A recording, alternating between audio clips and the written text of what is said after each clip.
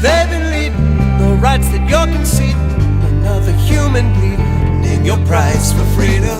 When there's no use trying to keep on justifying another human dying. Name your price. Saying, in the councils of government, we must guard against the acquisition of unwarranted influence, whether sought or unsought, by the military-industrial complex.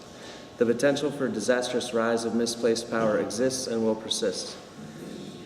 Today is a historic day because the misplaced power that Eisenhower spoke of is being put in its place. Albany is not a constitution-free zone, and here the rule of law still applies. In 1774, Parliament passed a series of punitive laws that stripped Massachusetts of self-government and historic rights. These laws came to be known as the Intolerable Acts. The legal codification of indefinite detention is an intolerable act, and our police forces should absolutely interpose to protect our residents from any violations of our constitutional rights. I appreciate that this resolution goes so far as to instruct the police to interpose and ensure the process that they are due, aka due process. The law is just when it defends the rights of citizens, and you have done our country and our city justice today. I'm very proud of our elected representatives at this moment. These are the kind of actions that make me proud to say that I live here and that inspire others to move here. So thank you, Anton Konev, and thank you to People Against the National Defense Authorization Act. Thank you to Project SALAM, the Bill of Rights Defense Committee, for all your hard work.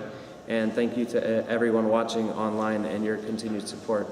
And this is in regard to Anton Konev's resolution, of course.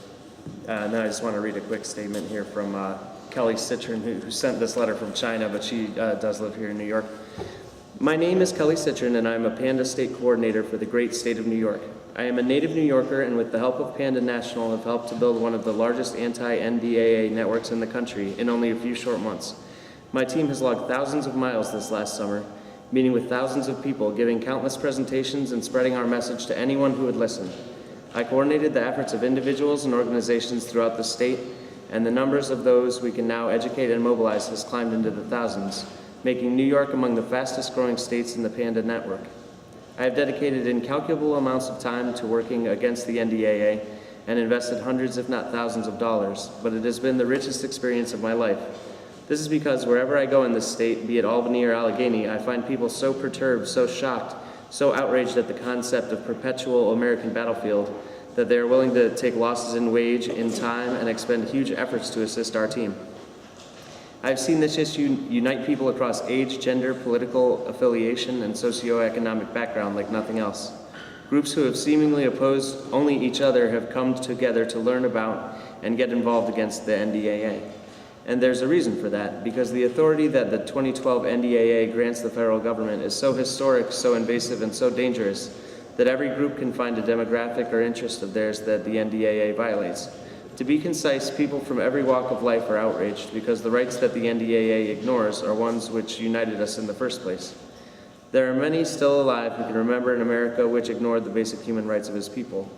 There are always eras which seem nobler through the kind lens of history, when the motives are polished, the speeches rewritten, and the men and women turned into bronze. It's rare because of our fondness for heroics to find a movement, political or otherwise, just as justified as we like to imagine. But the civil rights movement of the 1960s is one awe-inspiring exception. For most of our history, the United States has practiced a malevolent apathy, pushing the horrors of racial violence to the fringes of political discussion and far away from the popular imagination. Afraid of judgment and justice, the United States government kept entire races from the halls of power, muffled by violence, poverty, and policy. The arbitrary discrimination continued until a group of incredible men and women showed a nation its shame, the dark, dirty places that existed beyond its glittering facade. They had the courage to march and chant, to stand and speak, and when their oppressors worked by night, afraid to step into the light. But the heroes and heroines of that era don't need me to announce them. I mention them today only because our cause is a sister to their own, and our opposition to the NDAA is just another chapter in the struggle for civil rights. Now, as then, our federal government wishes to work uninterrupted, unchecked, and unbalanced. Often I think when someone who argues for unilateral government ability to detain, deport, and execute justifies these actions as being for public good, I imagine a debate on literacy tests taking place in Jim Crow South. It seems odd, but while I imagine that many supporters of literacy tests simply wanted to increase the competence of the voter base simply for the public good, they did not understand how malicious forces could use this as a tool to disenfranchise a race of people. In the same way, many supporters of the NDAA genuinely hope to save lives, but do not realize how far some people will go in pursuit of control and to silence critics. But we only have to look 60 years into the past to understand that men will abuse control once they have it, and once they have it, it takes earth-shattering means to pry it away.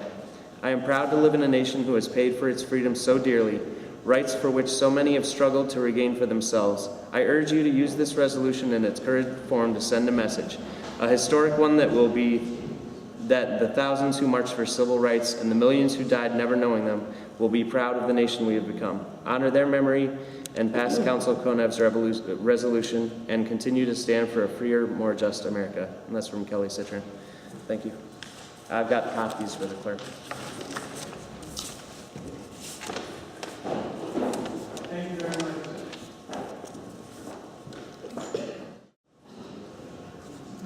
Good evening. My name is Lynn Jackson. I live at 223 South Swan Street in Albany, and I represent Project SALAM, Support and Legal Advocacy for Muslims. And I've come tonight to ask the Council to please support Mr. Konev's resolution in opposition of the National Defense Authorization Act. This Council has a history of doing the right thing when it comes to the government, the federal government, imposing restrictions on civil liberties.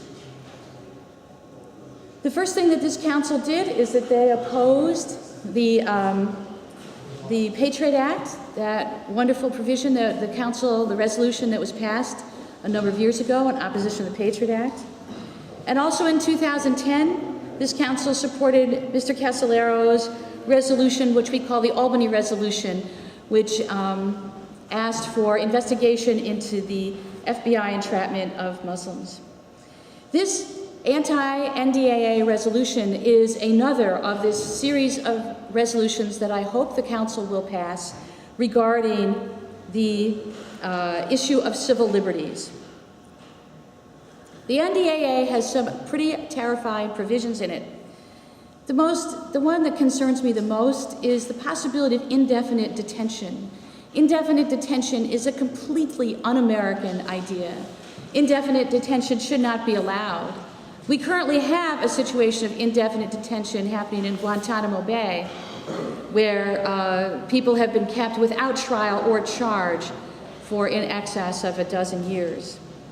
So that's why these resolutions are so important, because if we don't stand up to the federal government to tell them, you cannot take away our civil rights, that we will find that our rights are increasingly eroded. I am particularly concerned about the issue raised in the lawsuit, in the Supreme Court ruling over Humanitarian Law Project versus Eric Holder, where the Supreme Court ruled that the Humanitarian Law Project, which was an organization that would go to groups that used violence to try to get their means, to instead try to persuade these organizations, considered terrorist organizations, to instead use some kind of peaceful way to resolve their differences. And the Supreme Court ruled this peaceful resolution of issues to be material support for terrorism. And I think that's a particularly chilling decision by the Supreme Court. And that is why we need to oppose these kinds of federal laws that restrict our freedoms so much. So I do hope that everyone here will support Mr. Konev's resolution. Thank you very much.